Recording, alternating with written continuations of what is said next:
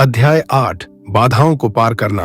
एक बार लोग अध्ययन कर लें और उनमें पैसे की समझ आ भी जाए तो भी आर्थिक आजादी हासिल करने के लिए उन्हें कई बाधाओं और अवरोधों का सामना करना पड़ सकता है।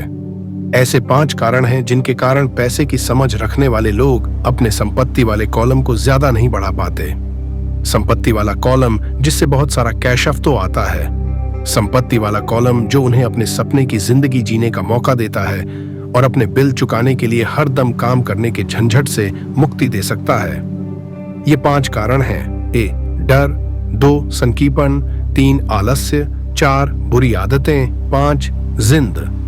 कारण नंबर पैसा खोने के डर से पार पाना। मैं कभी किसी ऐसे व्यक्ति से नहीं मिला जिसे पैसे का नुकसान अच्छा लगता हो, और मेरी जिंदगी में मैं कभी किसी अमीर व्यक्ति से नहीं मिला जिसने कभी भी पैसे का नुकसान न उठाया हो। परंतु मैं ऐसे बहुत से गरीब लोगों से जरूर मिला हूं जिन्होंने एक दमड़ी भी नहीं खोई है। निवेश में पैसा खोने का डर स्वाभाविक है। यह हर व्यक्ति को होता है, अमीरों को भी। परंतु समस्या डर नहीं है। समस्या यह है कि आप इस डर का सामना किस तरह से करते हैं। पैसा खोने के बाद स्थिति से किस तरह निपटते हैं। आप असफलता को किस तरह से लेते हैं, यह आपके जीवन में बहुत महत्वपूर्ण है। यह जिंदगी में केवल पैसे के बारे में ही नहीं बल्कि हर चीज के बारे में सही है।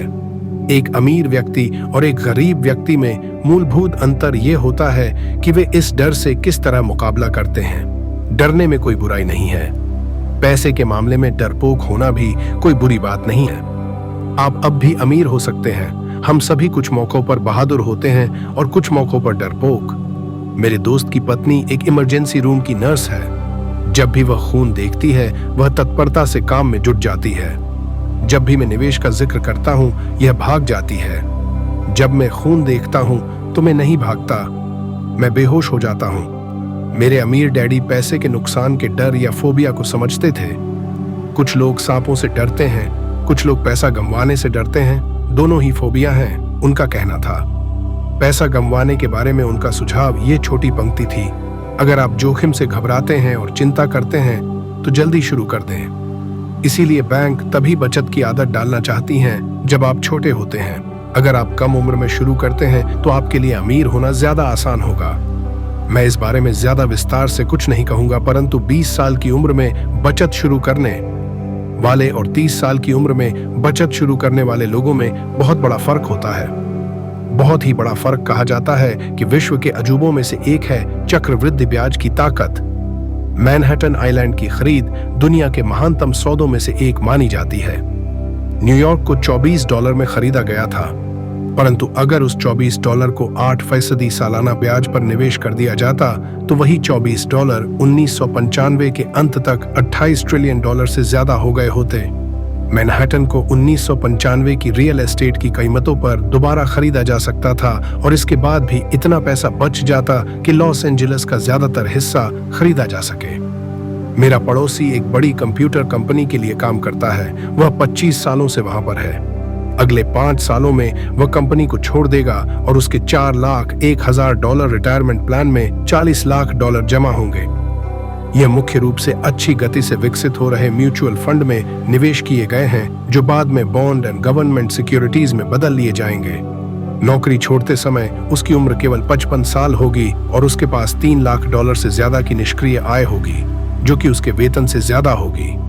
अगर आप हारने से डरते हैं या जोखिम लेने से डरते हैं तो भी यह किया जा सकता है, परंतु आपको जल्दी ही इसकी शुरुआत करनी होगी और एक रिटायरमेंट प्लान तो बनाना ही होगा। और आपको निवेश करने से पहले एक भरोसेमंद फाइनेंशियल प्लानर की सेवाएं लेनी होंगी। परंतु अगर आपके पास ज्यादा समय नहीं है या आप जल्दी रिटायर होना चाहते हैं तो आप किस तरह पैसे खोने के डर का सामना करते हैं। मेरे गरीब डैडी ने कुछ नहीं किया। वे केवल इस विषय को टालते रहे और इस बारे में चर्चा करने के लिए तैयार नहीं हुए। दूसरी तरफ मेरे अमीर डैडी का सुझाव था कि मैं टेक्सास के लोगों की तरह की मानसिकता रखें। मैं टेक्सास और वहां के लोगों को पसंद करता हूं। उनका कहना था, टेक्सास में हर चीज बड़े पैमाने पर होती है। जब टेक्सास के लोग जीतते हैं तो वह बड़ी जीत होती है, और जब वे हारते हैं तो वह हार भी अद्भुत होती है। वे हारना पसंद करते हैं? मैंने पूछा। मेरे कहने का यह मतलब नहीं है। कोई भी हारना पसंद नहीं करता। मुझे एक खुश हारा हुआ व्यक्ति दिखा दो और मैं तुम्हें बता दूंगा कि हार ऐसी होती है।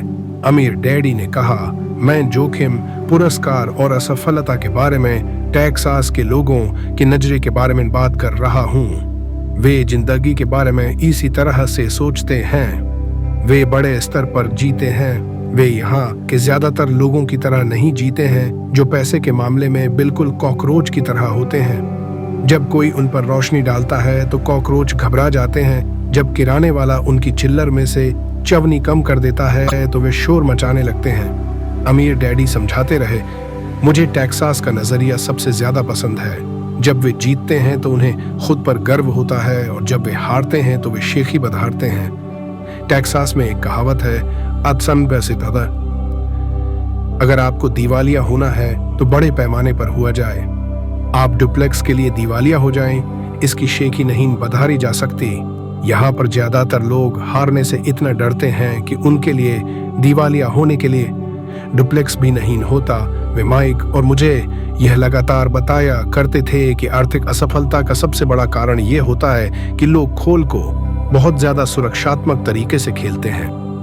लोग हारने से इतना ज्यादा डरते हैं कि वे हार जाते हैं। ये उनके शब्द थे। फैंटार कैंटन, जो एक वक़्त का महान क्वार्टरबैक था, ने इसी बात को दूसरी तरह से कहा है, जीतने का मतलब है हारने से न डरना। मेरी अपनी जिंदगी में मैंने यह पाया है कि जीत हमेशा हार के ठीक बाद आती है। जब मैंने आखिरकार मोटरसाइकिल चलाना सीखा तो उसके पहले मैं कई बार गिरा। मैं आज तक किसी गोल्फर से नहीं मिला हूँ जिसने कोई गोलक बॉल न घुमा दी हो। मैं आज तक ऐसे प्रेमियों से भी नहीं मिला हूँ जिनका कभी दिल न टूटा हो।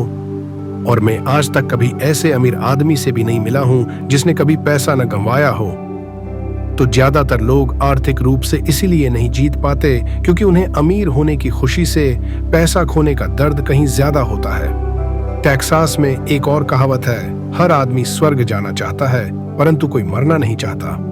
ज्यादातर लोग अमीर होने का सपना देखते हैं परंतु पैसा खोने के विचार से कांप जाते हैं, इसीलिए वे कभी स्वर्ग नहीं पहुंच पाते। अमीर डैडी माइक और मुझे टेक्सास में अपनी यात्राओं के बारे में कहानियां सुनाया करते थे। अगर आप वास्तव में यह सीखना चाहते हैं कि जोखिम को, हार और असफलता को किस तरह से संभाला जाए, तो सैन एंटोनियो जाकर अलेमो को देखो। अलेमो उन बहादुर लोगों की महान कथा है जिनके पास सफलता की कोई उम्मीद नहीं थी। फिर भी यह जानते हुए भी उन्होंने लड़ने का विकल्प चुना। उन्होंने समर्पण करने के बजाय मरने का विकल्प चुना। यह पढ़ने योग्य प्रेरक कथा है। वैसे यह एक दुखद सैन्य हार है। ये आखिरकार असफल हुए, वे हार गए। तो टेक्सास के लोग किस तरह असफलता का सामना करते हैं? वे अब भी चिल्लाते हैं, अलेमो को याद रखो। माइक और मैंने यह कहानी कई बार सुनी। जब भी अमीर डैडी किसी बड़े सौदे को करने वाले होते थे और ये नर्वस होते थे, तब वे हमें यह कहानी सुनाया करते थे। से नाना था। जब भी वे पर्याप्त मेहनत कर चुके होते थे और या तो मामला सही हो जाता था या बिगड़ जाता था, तब वे हमें यह कहानी सुनाया करते थे। हर बार जब वे गलती करने या पैसा गंवाने से डरते थे, तब वे हमें यह कहानी सुनाया करते थे। इससे उन्हें ताकत मिलती थी क्योंकि यह कहानी उन्हें याद दिलाती थी कि किस तरह पैसे के नुकसान को आर्थिक विजय में बदला जा सकता है। अमीर डैडी जानते थे कि असफलता उन्हें ज्यादा मजबूत और स्मार्ट बनाएगी। ऐसा नहीं था कि उन्हें हारना पसंद था या वे हारना चाहते थे। वे केवल इतना जानते थे कि वे कौन थे और वे किस तरह हार का सामना करेंगे। वे नुकसान उठा लेंगे और फिर उसे जीत में बदल लेंगे। यही उन्हें एक विजेता बनाता था और दूसरों को पराजित। इससे उन्हें जोखिम उठाने के लिए सीमा लांघने का साहस मिलता था, जबकि बाकी लोग उस सीमा के पार नहीं जा पाते थे। इसीलिए मैं टेक्सास के लोगों को इतना पसंद करता हूं। उन्होंने एक बड़ी असफलता को लिया और उसे एक पर्यटन स्थल के रूप में बदल लिया, जिससे करोड़ों की आमदनी हो रही है। परंतु उनके सबसे अर्थपूर्ण शब्द शायद ये हैं, टेक्सास के लोग अपनी असफलताओं को दफनाते नहीं हैं। वे उनसे प्रेरणा लेते हैं। वे अपनी असफलताओं को लेकर उन्हें नारों में बदल देते हैं। असफलता टेक्सास के लोगों को जीतने के लिए प्रेरित करती है, परंतु यह फॉर्मूला केवल टेक्सास के लोगों का ही फॉर्मूला नहीं है। यह सभी जीतने वालों का फॉर्मूला है। जैसा मैंने कहा, मोटरसाइकिल से बार बार गिरना गाड़ी चलाना सीखने की प्रक्रिया का हिस्सा था। मुझे याद है कि गिरने के बाद मुझ में गाड़ी चलाना सीखने के लिए ज्यादा दृढ़ निश्चय आ गया था। मेरा दृढ़ निश्चय गिरने से कम नहीं हुआ था। मैंने यह भी कहा है कि मैं कभी किसी ऐसे गोल्फर से नहीं मिला जिसकी बॉल कभी गलत नहीं गई हो। किसी छोटी के प्रोफेशनल गोल्फर के लिए बॉल खोना या टूर्नामेंट हारना उसे ज्यादा बेहतर बनने, कड़ी मेहनत करने और ज्यादा अध्ययन करने के लिए प्रेरित करता है। इससे वे ज्यादा बेहतर बनते हैं। जीतने वालों के लिए हार प्रेरणादायक बन जाती है, हारने वालों को हार बर्बाद कर देती है। जॉन डी रॉकफेलर के शब्दों में, मैं हमेशा हर संकट को अवसर में बदलने की कोशिश करता था और जापानी अमेरिकी होने के नाते में भी यही कह सकता हूं। कई लोग कहते हैं कि पर्ल हार्बर अमेरिकी गलती थी। मैं कहता हूं कि यह जापानी गलती थी। टोरा टोरा टोरा फिल्म में एक संयमित जापानी एडमिरल खुशियों मना रहे अपने अधीनस्थों से यह कहता है, मुझे डर है कि हमने एक सोते हुए राक्षस को जगा दिया है। पर्ल हार्बर को याद करो एक नारा बन गया। यह अमेरिका की सबसे बड़ी हारों में से एक थी, फिर भी इसके कारण उसे जीतने की प्रेरणा मिली। इस बड़ी हार से अमेरिका को ताकत मिली और अमेरिका जल्दी ही दुनिया में एक बहुत बड़ी ताकत के रूप में उभर कर सामने आया। असफलता जीतने वालों को प्रेरणा देती है और हारने वालों को बर्बाद कर देती है। यह जीतने वालों का सबसे बड़ा रहस्य और सूत्र है। यह वह रहस्य है जिसे हारने वाले नहीं जानते। जीतने वालों का महानतम रहस्य यह है कि असफलता जीतने की प्रेरणा देती है, इसलिए उन्हें हार से डर नहीं लगता। मैं फ्रैंक टारकेंटन के शब्दों को एक बार फिर से दोहराना चाहता हूं। जीतने का मतलब है हार से न डरना। फ्रैंक टारकेंटन जैसे लोग हारने से इसलिए नहीं डरते क्योंकि वे जानते हैं कि ये कौन है। ये हारने से नफरत करते हैं इसलिए वे जानते हैं कि हार केवल उन्हें ज्यादा बेहतर बनने के लिए प्रेरित कर सकती है। हारने से डरने और हारने से नफरत करने में बहुत बड़ा अंतर होता है। ज्यादातर लोग पैसा गंवाने से इतना डरते हैं कि वे हार जाते हैं। वे डुप्लेक्स के कारण ही दिवालिया हो जाते हैं। आर्थिक रूप से वे जीवन में बहुत ज्यादा सुरक्षात्मक खेल खेलते हैं और बहुत छोटे पैमाने पर खेलते हैं। वे बड़े घर और बड़ी कारें तो खरीद लेते हैं, परंतु वे बड़े निवेश नहीं करते। वह प्रमुख कारण जिसके कारण 90% अमेरिकी जनता पैसे के लिए संघर्ष करती है, यह है कि वे हार से बचने के लिए खेलते हैं। वे जीतने के लिए नहीं खेलते। वे अपने फाइनेंशियल प्लानर्स या अकाउंटेंट्स या स्टॉक ब्रोकर्स के पास जाते हैं और एक संतुलित पोर्टफोलियो खरीद लेते हैं। ज्यादातर के पास C20 कम आमदनी वाले बॉन्ड, फ्रांसिस म्यूचुअल फंड और बहुत कम स्टॉक्स में बहुत सा नकद जमा होता है। यह एक सुरक्षित और समझदारीपूर्ण पोर्टफोलियो होता है, परंतु यह जीतने वाला पोर्टफोलियो नहीं होता। यह उस आदमी का पोर्टफोलियो होता है जो हार से बचने के लिए खेल रहा है। मुझे गलत मत समझिए, शायद यह 70% जनसंख्या से बेहतर पोर्टफोलियो होता है और यह भयावह है क्योंकि पोर्टफोलियो न होने से बेहतर है सुरक्षित पोर्टफोलियो होना। यह किसी ऐसे व्यक्ति के लिए बहुत बढ़िया पोर्टफोलियो होता है जो सुरक्षा को पसंद करता है, परंतु सुरक्षित खेल खेलने और संतुलित निवेश पोर्टफोलियो वह तरीका नहीं है जिससे सफल निवेशक अपना खेल खेलते हैं। अगर आपके पास कम पूंजी है और आप अमीर होना चाहते हैं तो पहले तो केंद्रित हो जाएं। संतुलित नहीं। अगर आप किसी सफल व्यक्ति को देखेंगे तो शुरुआत में वे संतुलित नहीं होते। संतुलित लोग कहीं नहीं जा पाते, वे एक ही जगह घर बने रहते हैं। प्रगति करने के लिए आपकी आपकी पहले असंतुलित होना पड़ता है।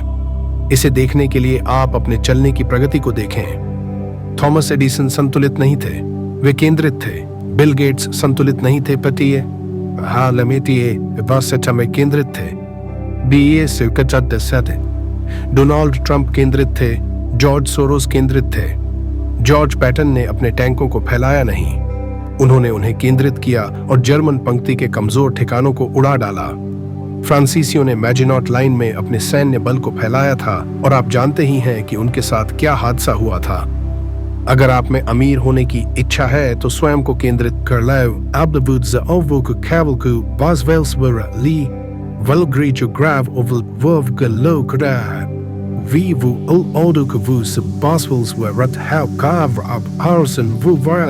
तो सुरक्षित खेलें। अगर हारने से आप कमजोर हो जाते हैं तो सुरक्षित खेलें। संतुलित निवेश का रास्ता चुनें। अगर आपकी उम्र 25 साल से ज्यादा है और आप जोखिम उठाने से डरते हैं तो बदलें नहीं। सुरक्षित खेलें, परंतु इसकी शुरुआत जल्दी करें। अपने अगले अंडे को जल्दी ही इकट्ठा करना शुरू कर दें, क्योंकि इसमें समय लगेगा। परंतु अगर आपके पास आजादी के सपने हैं, चूहा दौड़ से बाहर निकलने का इरादा है, तो आपको खुद से यह सवाल पूछना चाहिए, मैं किस तरह असफलता का सामना करूंगा? अगर असफलता से आपको जीतने की प्रेरणा मिलती है तो शायद आपको कोशिश करनी चाहिए, परंतु केवल शायद।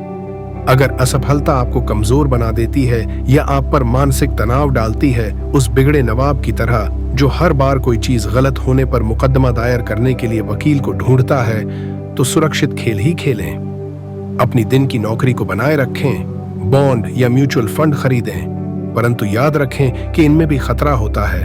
हालांकि तुलनात्मक रूप से वे ज्यादा सुरक्षित होते हैं।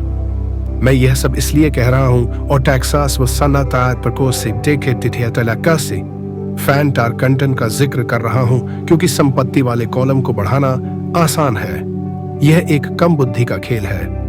इसमें बहुत ज्यादा शिक्षा की जरूरत नहीं है।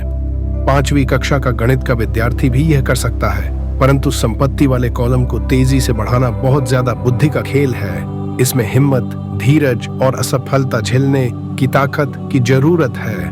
हारने वाले असफलता से बचते हैं, जबकि असफलता हार की जीत में भी बदल सकती है। अलेमो को याद रखें। कारण नंबर 2, सनकीपन का सामना करना। आसमान गिर रहा है, आसमान गिर रहा है। हम में से ज्यादातर लोग उस छोटे मुर्गे की कहानी जानते हैं जो आसमान गिरने की चेतावनी देता हुआ अपने दड़बे में दौड़ रहा था। हम इस तरह के बहुत से लोगों को जानते हैं, परंतु हम सबके भीतर एक ऐसा ही छोटा मुर्गा होता है। और जैसा मैंने पहले ही कहा है, सन की व्यक्ति दरअसल छोटे मुर्गे की तरह नहीं है। हम सभी में एक छोटा मुर्गा होता है जो तब उभर कर सामने आता है जब हमारे विचारों पर डर और शंका हावी हो जाते हैं। हम सभी के मन में शंकाएं होती हैं। मैं स्मार्ट नहीं हूं, मैं पर्याप्त अच्छा नहीं हूं, अमुक व्यक्ति मुझसे बेहतर है, या हमारी शंकाएं अक्सर हमें निष्क्रिय कर देती हैं। हम क्या होगा वाला खेल खेलते हैं। क्या होगा अगर मेरे निवेश करने के बाद अर्थव्यवस्था धराशायी हो जाए, या कि कहते क्या होगा अगर मेरा नियंत्रण खत्म हो जाए और मैं पैसा वापस न चुका सकूं? क्या होगा अगर घटनाएं मेरी योजना के हिसाब से न हों? या हमारे कई ऐसे दोस्त या प्रियजन भी हो सकते हैं जो हमें अपनी कमजोरियों की याद दिला सकते हैं, चाहे हमने उनकी सलाह मांगी हो या नहीं। वे अक्सर कहते हैं, तुम्हें ऐसा क्यों लगता है कि तुम यह कर सकते हो? या अगर यह इतना ही बढ़िया होता तो हर कोई ऐसा ही क्यों नहीं कर रहा है? या यह कभी सफल हो ही नहीं सकता? तुम्हें पता ही नहीं है कि तुम किस बारे में बात कर रहे हो। शंका के यह तीर कई बार इतने तीखे होते हैं कि हम काम करना शुरू ही नहीं कर पाते। हमारे दिल में डर बैठ जाता है। कई बार हम सो भी नहीं पाते। हम आगे बढ़ने में असफल होते हैं तो हम सुरक्षित चीजों के साथ ही बने रहते हैं और अवसर हमारे पास से होकर गुजर जाते हैं। हम जिंदगी को अपने पास से गुजरते हुए देखते रहते हैं और हम अपने शरीर में जकड़न के कारण बिना हिले डुले बैठे रहते हैं। हमने इसे अपनी जिंदगी में कभी न कभी इस तरह से महसूस किया होगा और कई लोगों के साथ यह बहुत बार हुआ होगा। फिडेलिटी मैगलेन म्यूचुअल फंड के पीटर लिंच आसमान गिरने की चेतावनियों को शोर कहकर पुकारते हैं और हम सभी इसे सुनते हैं। शोर या तो हमारे दिमाग में सुनाई देता है या फिर यह बाहर से आता है, प्रायः दोस्तों से, परिवार से, सहकर्मियों से और मीडिया से। लिंच 1950 के दशक के दौरान का अनुभव बताते हैं जब परमाणु युद्ध का खतरा समाचार पत्रों में इतना ज्यादा प्रचारित किया गया था कि लोगों ने फॉल आउट शेल्टर्स बना लिए थे और अनाज पानी इकट्ठा करना शुरू कर दिया था। अगर उन्होंने फॉल आउट शेल्टर बनाने के बजाय इस पैसे को समझदारी पूर्वक बाजार में निवेश कर दिया होता तो शायद आज वे आर्थिक रूप से स्वतंत्र होते। जब कुछ साल पहले लॉस एंजलिस में दंगे भड़के तो सारे देश में बंदूक की बिक्री बढ़ गई। वॉशिंगटन राज्य में एक आदमी हैमबर्गर के मांस के कारण मर जाता है और एरिजोना हेल्थ डिपार्टमेंट सभी रेस्तराओं को आदेश देता है कि बीफ को अच्छी तरह से पकाया जाए। एक दवाई की कंपनी राष्ट्रीय टीवी विज्ञापन में लोगों को सर्दी होते हुए दिखाती है। विज्ञापन फरवरी में दिखाया जाता है। सर्दी से ग्रस्त होने वालों की संख्या बढ़ जाती है और उस दवा की बिक्री भी।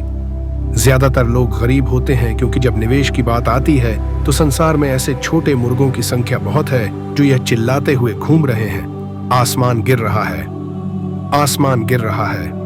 और छोटे मुर्गे इसलिए प्रभावित होते हैं क्योंकि हम सभी के अंदर एक छोटा मुर्गा होता है। विनाश की अफवाहों और बुरे समय की कल्पना से आपके मन में शंका और डर पैदा न हो, इसमें बहुत ज्यादा बहादुरी की जरूरत होती है। 1992 में मेरा रिचर्ड नाम का दोस्त मुझसे मिलने फिनिक्स आया। वह स्टॉक्स और रियल एस्टेट में हमारे द्वारा किए गए काम से बहुत प्रभावित था। इन फिनिक्स में रियल एस्टेट की कीमतों में मंदी चल रही थी। हमने उसके साथ 2 दिन गुजारे और उसे बताया कि कैश हफ्तों और पूंजी बढ़ाने के कुछ बढ़िया मौके मौजूद हैं। मेरी पत्नी और मैं रियल एस्टेट के एजेंट नहीं हैं, हम विशुद्ध निवेशक हैं। एक रिजॉर्ट कम्युनिटी में एक यूनिट तय करने के बाद हमने एक एजेंट से बात की जिसने उस दोपहर को उस यूनिट को बेच दिया। 2 बेडरूम के उस घर की कीमत केवल $42,000 थी। इसी तरह के यूनिट उस समय 65,000 में बिक रहे थे। उसे यह बहुत फायदे का सौदा लगा। रोमांचित होकर उसने इसे खरीद लिया और बोस्टन लौट गया। 2 सप्ताह बाद एजेंट ने हमें फोन किया कि हमारा दोस्त पीछे कहता है। सारे 7 पैसा दोस्त पीछे हट गया था। मैंने तत्काल उसे फोन करके इसका कारण पता किया। उसने इतना ही कहा कि उसने इस विषय पर अपने पड़ोसी से चर्चा की थी और उसके पड़ोसी ने उससे कहा था कि यह एक बुरा सौदा था क्योंकि वह ज्यादा महंगे में खरीद रहा था। मैंने रिचर्ड से पूछा कि क्या उसका पड़ोसी निवेशक है। रिचर्ड ने कहा नहीं। फिर मैंने उससे पूछा कि उसने उसकी सलाह क्यों मानी, तो रिचर्ड सुरक्षात्मक हो गया और उसने बस यही कहा कि वह ज्यादा आंच पड़ताल करना चाहता था। फीनिक्स में रियल एस्टेट बाजार के दिन पलटे और 1994 में उस छोटे से यूनिट से $1,000 प्रति माह किंते मिल रहा था। जाड़े के पीक सीजन में $2,500 प्रति माह। 1965 में यूनिट की कीमत बढ़कर $9,50,000 हो गई थी। रिचर्ड को इतना ही करना था कि वह शुरुआत में $5,000 चुका दे और चूहा दौड़ से बाहर निकलने की प्रक्रिया शुरू हो जाती। आज भी यह कुछ नहीं कर पाया है और फीनिक्स के सौदे जैसे मौके अब भी मौजूद हैं। बस आपको उन्हें कुछ ज्यादा गौर से देखना पड़ेगा। रिचर्ड के पीछे हटने से मुझे ताज्जुब नहीं हुआ था। इसे खरीदार का पछतावा कहा जाता है और यह हम सबको प्रभावित करता है। यही शंकाएं हमें ले डूबती हैं। छोटा मुर्गा जीत जाता है और हम आजादी का मौका गंवा देते हैं। दूसरे उदाहरण में मैं डी के बजाय टैक्स लियन सर्टिफिकेट्स में अपनी संपत्ति का कुछ हिस्सा रखता हूँ। मैं अपने पैसे पर 16% प्रतिवर्ष कमाता हूँ, जो बैंकों द्वारा दिए जाने वाले 5% से निश्चित रूप से काफी ज्यादा है। यह प्रमाण पत्र रियल एस्टेट द्वारा सुरक्षित होते हैं और राज्य के कानून द्वारा संरक्षित होते हैं, जो निश्चित रूप से ज्यादातर बैंकों से ज्यादा बेहतर होते हैं। जिस आधार पर उन्हें खरीदा जाता है वह भी काफी सुरक्षित फॉर्मूला है। उनमें सिर्फ एक दिक्कत ये होती है कि उन्हें भुनाया नहीं जा सकता, तो मैं उन्हें 2 से 7 साल की डी मान लेता हूँ हर बार जब भी मैं किसी को बताता हूँ, खासकर उसे जिसने अपना पैसा डी में रखा हुआ है कि मैं अपने पैसे को इस तरह रखता हूँ, तो वे मुझे बताते हैं कि यह खतरनाक है। वे मुझे बताते हैं कि मुझे ऐसा नहीं करना चाहिए। मैं उनसे पूछता हूं कि उन्हें यह ज्ञान कहां से मिला, तो वे कहते हैं कि उनके दोस्त या निवेश की पत्रिका से। उन्होंने ऐसा कभी नहीं किया और वे दूसरे व्यक्ति को जो ऐसा कर रहा है ये बता रहे हैं कि उसे ऐसा क्यों नहीं करना चाहिए। मैं जिस सबसे कम आमदनी की उम्मीद करता हूं यह 16% होती है, परंतु जिन लोगों के मन में शंका होती है वे केवल 5% से ही संतुष्ट हो जाते हैं। शंका बहुत महंगी साबित होती है। मेरा मानना है कि यही संदेह और सनकीपन ज्यादातर लोगों को गरीब बनाए रखता है और उनसे सुरक्षित खेल खिलवाता है। असली दुनिया इंतजार कर रही है कि आप अमीर बने। केवल आपके संदेह ही आपको गरीब बनाए हुए हैं। जैसा मैंने कहा, चूहा दौड़ से बाहर निकलना तकनीकी रूप से आसान है। इसमें ज्यादा शिक्षा की जरूरत नहीं होती, परंतु इन संदेहों के कारण ज्यादातर लोग इससे बाहर नहीं निकल पाते। शंकालु लोग कभी नहीं जीत पाते। अमीर डैडी का कहना था, शंका और हर के कारण व्यक्ति संदेहवादी बन जाता है। शंकालु व्यक्ति आलोचना करते हैं, जबकि जीतने वाले लोग विश्लेषण करते हैं। अमीर डैडी ने यह स्पष्ट किया कि आलोचना से दिमाग बंध जाता है, जबकि विश्लेषण से खें खुल जाती हैं। विश्लेषण से जीतने वाले यह देख सकते हैं कि आलोचक अंधे हैं, और वे उन मौकों को भी देख सकते हैं जो और किसी को नहीं दिख पाते हैं। और दूसरे लोग जिन मौकों को नहीं देख पाते, उन्हें देखने की क्षमता किसी भी तरह की सफलता की कुंजी है। जो लोग पैसे की आजादी ढूंढ रहे हैं, उनके लिए रियल एस्टेट निवेश का एक दमदार तरीका है। यह निवेश का एक अद्भुत तरीका है। परंतु जब भी मैं रियल एस्टेट का जिक्र करता हूं, तो मुझे यह सुनने को मिलता है, मैं टॉयलेट नहीं सुधारना चाहता। इसी को पीटर लिंच शोर कहते हैं। इसी को मेरे अमीर डैडी शंकालु लोगों के बहाने कहते थे। ऐसे लोग जो केवल आलोचना करते हैं, विश्लेषण नहीं करते। ऐसे लोग जिनके दिमाग पर उनकी शंकाओं और डरों का पर्दा पड़ जाता है, वे अपनी खेल नहीं खोलते। तो जब कोई कहता है मैं टॉयलेट नहीं सुधारना चाहता, तो मैं जवाब देता हूं ना कौन ना का कहा मसी, आपको ऐसा क्यों लगता है कि मैं यह करना चाहता हूं?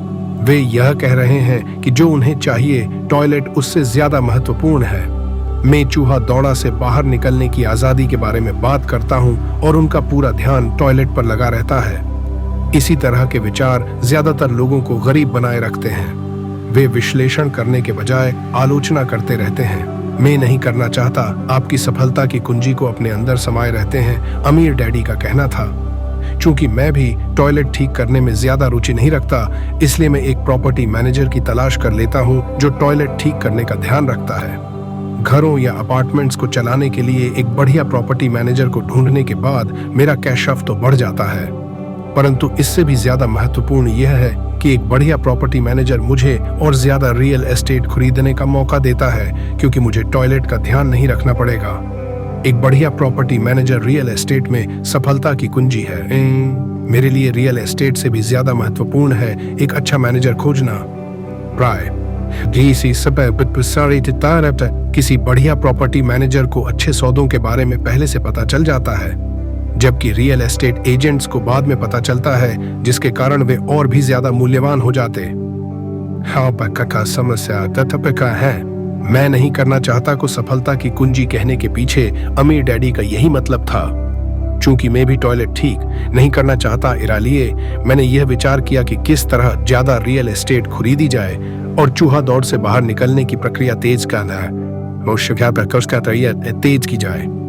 जो लोग यह कहना जारी रखते हैं मैं टॉयलेट नहीं सुधारना चाहता, वे अक्सर इस सशक्त निवेश माध्यम से खुद को वंचित रखते हैं। उनके लिए टॉयलेट उनकी आजादी से ज्यादा महत्वपूर्ण होता है। स्टॉक मार्केट में मैं अक्सर लोगों को यह कहते हुए सुनता हूं, मैं अपना पैसा नहीं गंवाना चाहता। उन्हें ऐसा क्यों लगता है कि मैं या कोई और व्यक्ति पैसा गंवाना पसंद करता है? वे सिर्फ इसलिए पैसे नहीं बना पाते क्योंकि वे पैसा गंवाने के लिए तैयार नहीं होते। विश्लेषण करने के बजाय वे एक और सशक्त निवेश के माध्यम यानी स्टॉक मार्केट की तरफ से अपने दिमाग को बंद कर लेते हैं। दिसंबर 1996 में मैं अपने मित्र के साथ नजदीकी गैस स्टेशन के पास से गुजर रहा था। उसने देखा और अनुमान लगाया कि तेल की कीमतें बढ़ जाएंगी। मेरा दोस्त बहुत चिंता करता रहता है या छोटा मुर्गा है। उसके हिसाब से आसमान हमेशा गिरने वाला होता है और अक्सर आसमान उसी के सिर पर गिरता है। जब हम घर पहुंचे तो उसने मुझे वह तमाम कड़े बताए कि अगले कुछ सालों में तेल की कीमतें क्यों बढ़ेंगी। ये आंकड़े मुझे पहले पता नहीं, हालांकि मैंने वर्तमान ओनियल कंपनी में बहुत से शेयर खरीदे हुए थे। उस सूचना के आधार पर मैंने तत्काल एक नई ओनियल कंपनी की खोज शुरू कर दी जिसे उसके वास्तविक मूल्य से कम आंका का गया हो। मुझे ऐसी ओनियल कंपनी मिल गई जो तेल के कुछ भंडारों को खोजने वाली थी। मेरा ब्रोकर इस नई कंपनी को लेकर खासा रोमांचित हो गया और मैंने 65 सेंट प्रति शेयर की दर पर 15,000 शेयर खरीद लिए। फरवरी 1997 में मैं उसी दोस्त के साथ उसी गैस स्टेशन के पास से गुजर रहा था और कीमत प्रति गैलन 15% बढ़ चुकी थी। एक बार फिर छोटा मुर्गा चिंता करने लगा और शिकायत करने लगा। मैं मुस्कुराया क्योंकि जनवरी 1997 में उस छोटी ओनियल कंपनी ने तेल खोज लिया था और वह 15,000 शेयर अब बढ़कर $3 प्रति शेयर हो गए थे। और मेरे दोस्त के अनुसार गैस की कीमतें लगातार बढ़ती रहेंगी। विश्लेषण करने के बजाय ये छोटे मुर्गे अपने दिमाग को बंद कर लेते हैं। अगर ज्यादातर लोग ये समझ लें कि स्टॉक मार्केट निवेश में स्टॉक किस तरह काम करते हैं, तो ज्यादातर लोग हार से बचने के बारे में अपना ध्यान नहीं लगाएंगे और जीतने के लिए निवेश करेंगे। स्टॉप एक कंप्यूटर निर्देश है जो भय गिरने पर आपके शेयर को अपने आप बेच देता है ताकि आपका कम से कम नुकसान हो और आपको ज्यादा से ज्यादा फायदा मिल सके। जो लोग हारने से घबराते हैं उनके लिए यह एक बहुत अच्छा तरीका है। तो जब भी मैं लोगों में नहीं चाहता पर ध्यान केंद्रित करते हुए देखता हूँ और ये क्या चाहते हैं इस पर ध्यान केंद्रित करते हुए नहीं देखता हूँ, तो मैं समझ लेता हूँ कि उनके दिमाग में शोर की आवाज बहुत तेज होगी। छोटा मुर्गा उनके दिमाग पर हावी होगा तभी वे चीख रहे हैं, आसमान गिर रहा है और टॉयलेट टूट रहे हैं। इसलिए वे अपनी अनचाही चीजों से बचते हैं, परंतु ये इसकी भारी कीमत चुकाते हैं। वे जिंदगी से जो चाहते हैं वह शायद उन्हें कभी न मिल पाए। अमीर डैडी ने मुझे छोटे मुर्गे को देखने का एक तरीका सुझाया। यही करो जो कर्नल सैंडर्स ने किया था। 66 साल की उम्र में उनका व्यवसाय चौपट हो गया था और वे अपनी सोशल सिक्योरिटी के चेक पर गुजर बसर कर रहे थे। इतना ही नहीं, वे फ्राइड चिकन की अपनी रेसिपी के साथ पूरे देश में इसे बेचने की कोशिश कर रहे थे। किसी के हाँ कहने के पहले इस रेसिपी के लिए 1009 बार अना कहा गया और वे उस उम्र में करोड़पति बने जिस उम्र में लोग काम छोड़कर आराम करना चाहते हैं। वे एक बहादुर और जिद्दी व्यक्ति थे। अमीर डैडी हालन सैंडर्स के बारे में कहा करते थे, जब भी आप शंका में हों और घोड़े डरे हुए हों तो वही करें जो कर्नल सैंडर्स ने अपने छोटे मुर्गे के साथ किया था। उसे फ्राई कारण नंबर 3 आलस्य। व्यस्त लोग अक्सर बहुत आलसी होते हैं। हम सभी ने उस व्यवसायी की कहानियां पढ़ी हैं, कर लें, जो पैसे कमाने के लिए कड़ी मेहनत करता है। वह अपनी पत्नी और बच्चों की सुख सुविधा के लिए काफी मेहनत करता है। वह ऑफिस में बहुत देर तक काम करता है और सप्ताहांत में भी ऑफिस के काम को घर पर ले आता है। एक दिन वह जब घर लौटता है तो उसे घर सूना मिलता है। उसकी पत्नी अपने बच्चों के साथ घर छोड़कर चली जाती है। उसे पता था कि उसके और उसकी पत्नी के बीच में मतभेद हैं, परंतु उस रिश्ते को ज्यादा मजबूत बनाने के बजाय वह काम में ही व्यस्त बना रहा। निराश होकर वह अपने काम के प्रति लापरवाह हो जाता है और उसके काम पर इतना ज्यादा असर पड़ता है कि उसकी नौकरी चली जाती है। आज मैं बहुधा ऐसे लोगों से मिलता हूं जो इतने व्यस्त हैं कि उन्हें अपनी संपत्ति की परवाह करने की भी फिक्र नहीं है। और ऐसे भी लोग हैं जो इतने ज्यादा व्यस्त हैं कि उन्हें अपने स्वास्थ्य की परवाह ही नहीं है। दोनों का कारण एक ही है, वे व्यस्त हैं और ये व्यस्त बने रहना चाहते हैं क्योंकि वे किसी चीज का सामना नहीं करना चाहते। उन्हें यह बताने की जरूरत नहीं है, अंदर से वे खुद जानते हैं। वास्तव में अकानादयी तो दासता से अगर आप उन्हें याद दिलाएं तो वे सुरसा हो जाते हैं या चिढ़ जाते हैं। अगर वे नौकरी में या बच्चों के साथ व्यस्त नहीं हैं तो वे टीवी देखने, मछली पकड़ने, गोल्फ खेलने या शॉपिंग करने में व्यस्त होते हैं। परंतु अंदर से वे जानते हैं कि वे किसी महत्वपूर्ण चीज का सामना करने से कतरा रहे हैं। यह आलस का सबसे आम रूप है। यहाँ आलस का मतलब है व्यस्त बने रहना। तो आलस का इलाज क्या है? जवाब है थोड़ा सा लालच। हम में से ज्यादातर लोगों का लालन पालन इस तरह से किया गया है कि हम लालच या इच्छा को बुरा समझाते हैं। मेरी माँ कहा करती थी, लालवी लोग बुरे लोग होते हैं। परंतु हम में से हर एक अच्छी चीजें, नई चीजें, रोमांचक चीजें हासिल करना चाहता है। तो उस इच्छा की भावना को काबू में रखने के लिए प्रायः माँ बाप इच्छा को अपराध बोध से जोड़ देते हैं। तुम हमेशा अपने बारे में ही सोचते हो। क्या तुम्हें नहीं मालूम कि तुम्हारे भाई बहन भी हैं? ये मेरी माँ की फेवरेट कहावत थी। या तुम क्या खरीदना चाहते हो? मेरे डैडी की फेवरेट कहावत थी। तुम ऐसा सोचते हो जैसे हमारे पास बहुत पैसा है। क्या तुम सोचते हो कि पैसा पेड़ पर लगता है? हम अमीर नहीं हैं, तुम तो जानते ही हो। मुझ पर शब्दों का तो उतना असर नहीं पड़ा, परंतु उन शब्दों में जो गुस्सा और अपराध बोध का सम्मिश्रण था, उसका मुझ पर बहुत ज्यादा असर हुआ। या इसके विपरीत अपराध बोध का जाल यह था, मैं तुम्हारे लिए यह खरीद कर अपने जीवन का बलिदान दे रहा हूँ। मैं तुम्हारे लिए यह इसलिए खरीद रहा हूँ क्योंकि जब मैं छोटा था तो मेरे माँ बाप मुझे यह खरीद कर नहीं दे पाए थे। मेरा एक पड़ोसी है जो पूरी तरह दिवालिया है, परंतु वह अपनी कार को अपने गैरेज में पार्क नहीं कर सकता। गैरेज में उसके बच्चों के खिलौने भरे पड़े हैं। उन बिगड़े हुए बच्चों को मुंहमौगी चीज मिल जाती है। उस पड़ोसी के शब्द हैं, "मैं सिरा टिपाजा पे सेंबसा कले से मैं नहीं चाहता कि उन्हें किसी चीज की कमी हो।" उसने उनके कॉलेज के लिए या अपने रिटायरमेंट के लिए कुछ भी अलग से बचाकर नहीं रखा है, परंतु उसके बच्चों को हर खिलौना मिल जाता है। उसे डाक में एक नया क्रेडिट कार्ड मिला और वह अपने बच्चों को घुमाने के लिए लास वेगास ले गया। मैं यह अपने बच्चों के लिए कर रहा हूँ। यह उसके महान बलिदान के शब्द थे। अमीर डैडी इस वाक्य से चिढ़ते थे, "मैं इसे नहीं खरीद सकता।" मेरे असली घर में मुझे यही वाक्य अक्सर सुनने को मिल जाता था। इसके बजाय अमीर डैडी चाहते थे कि उनके बच्चे यह कहें कि निकाह को यह कहें, "मैं इसे किस तरह खरीद सकता हूँ?" उनका तर्क था कि मैं इसे नहीं खरीद सकता। इस वाक्य से आप अपने दिमाग का दरवाजा बंद कर लेते हैं। इसे अब और ज्यादा सोचने की जरूरत नहीं होती। मैं इसे किस तरह खरीद सकता हूँ वाक्य से आपके दिमाग के दरवाजे खुल जाते हैं। इससे यह सोचने पर मजबूर होता है और जवाब ढूंढता है। परंतु सबसे महत्वपूर्ण बात तो यह है कि मैं इसे नहीं खरीद सकता। यह वाक्य झूठा होता है और इंसान की आत्मा इस बात जानती है। इंसान की आत्मा बहुत ताकतवर होती है, उनका कहना था।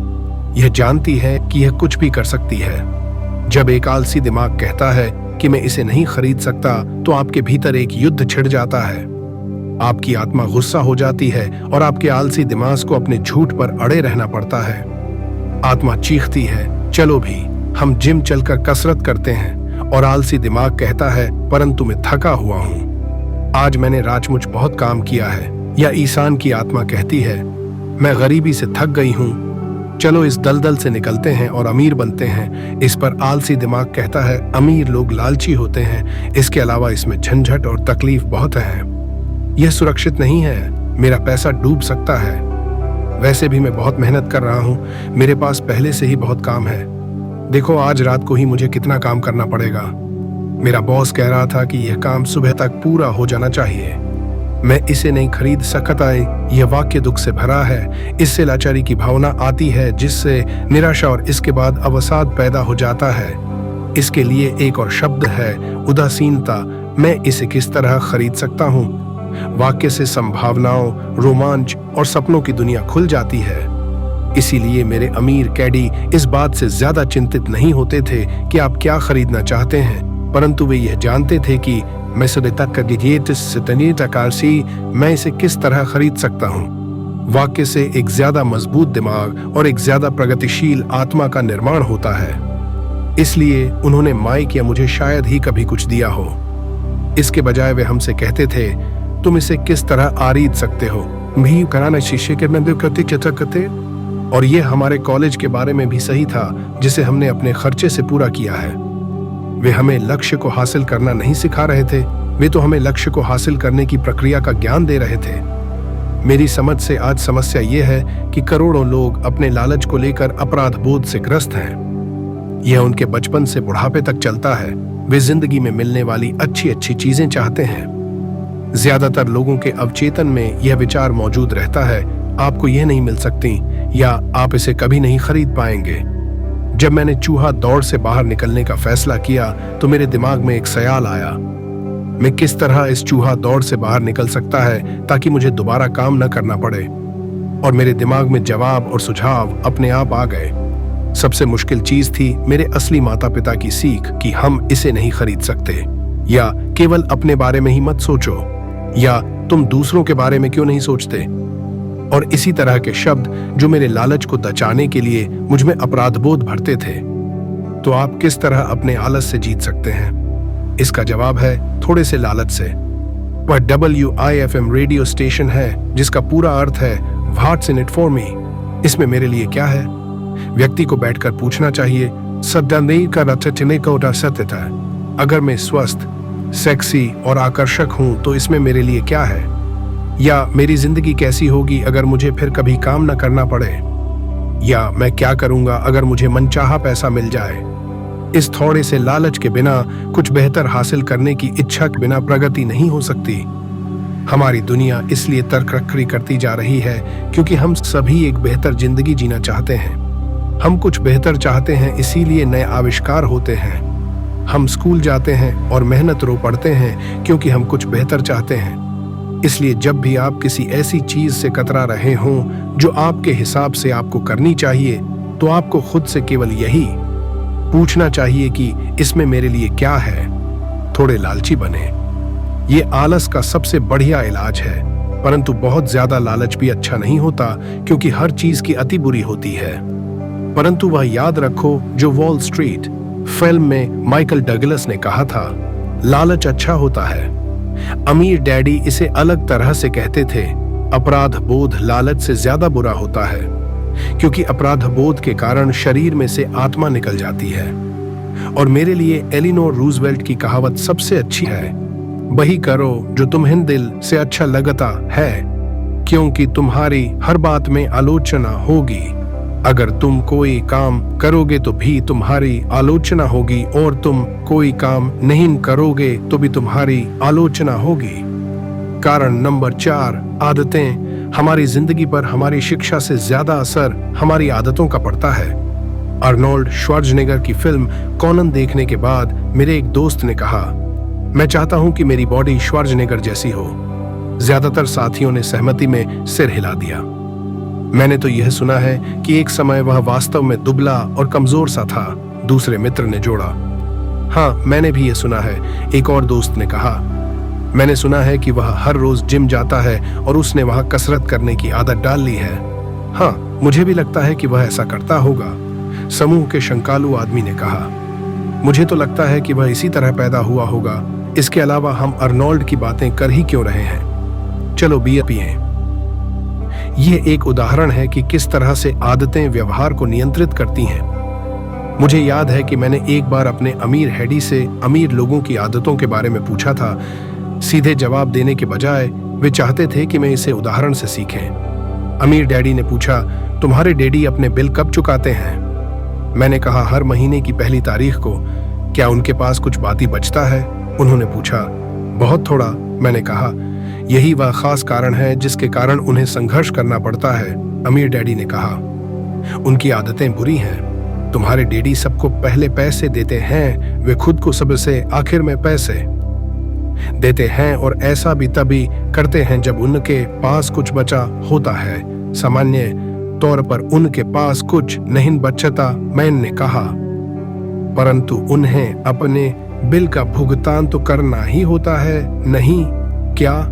आप यह तो नहीं कहना चाहते कि उन्हें अपने बिल्स का भुगतान नहीं करना चाहिए? बिल्कुल नहीं, अमीर डैडी ने कहा। मैं समय पर अपने बिल चुकाने में पूरी तरह विश्वास करता हूँ। मैं केवल खुद को सबसे पहले पैसे देता हूँ, सरकार को पैसे देने से पहले। परंतु तब क्या होगा जब आपके पास पर्याप्त पैसा नहीं हो? मैंने पूछा। ऐसी स्थिति में आप क्या करते हैं? मैं वही करता हूँ, अमीर डैडी ने कहा। मैं खुद को सबसे पहले पैसे देता हूँ। एकन्या का कहानी, चाहे मेरे पास कम पैसा हो, मेरे लिए सरकार से ज्यादा महत्वपूर्ण है मेरा संपत्ति वाला कॉलम। परंतु क्या सरकार के लोग आपके पीछे नहीं पड़ते? मैंने कहा, हाँ, अगर मैं उन्हें भुगतान न करूं, अमीर डैडी ने कहा।